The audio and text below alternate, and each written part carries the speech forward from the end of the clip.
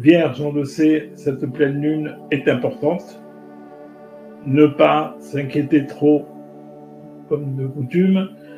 À partir du moment où vous ouvrez votre esprit, et surtout de façon spirituelle, tout devrait bien se passer. Dès qu'on s'inquiète un petit peu, on ouvre la porte, on fait des failles, on crée des failles, ce qu'on appelle, et hop, l'énergie, vous la perdez.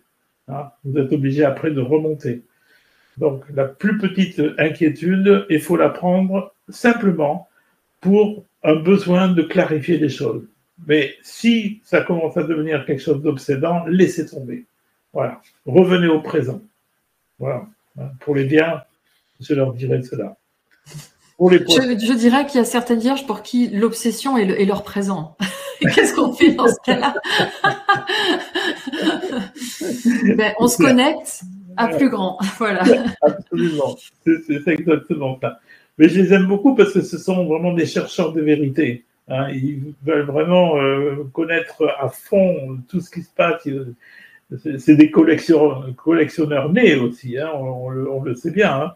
Donc voilà, ils veulent tout maîtriser. Ben non, on ne peut pas tout maîtriser. C'est pas possible. Et ça, le poisson le sait. Le poisson ne va pas chercher à maîtriser. Lui, il va chercher à composer avec ce qu'il y a. Voilà.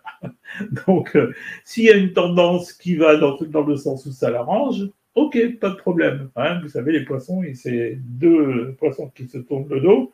Il y en a un qui est fataliste et l'autre qui est plutôt spirituel. Voilà. Donc, le spirituel, lui, il n'y a pas de problème. Il va nager dans toutes les eaux. Pas de problème. Le fataliste, lui, va avoir tendance à aller dans le courant qui l'arrange. Hein. Mais finalement, ça ne l'arrange pas, quelquefois, parce que il peut se laisser influencer et il n'aime pas être influencé. Il préfère, lui, influencer les autres. Ça, oui, parce que c'est un excellent acteur et même quelquefois un petit peu mythomane, il faut le dire. Voilà. Mais bon, voilà, ils sont attendrissants tous les deux. Ces signes sont complémentaires. Hein. Souvent, d'ailleurs, j'ai vu des couples vierge, poisson. Et ça marche pas toujours parce que il y a deux mondes qui s'affrontent un petit peu.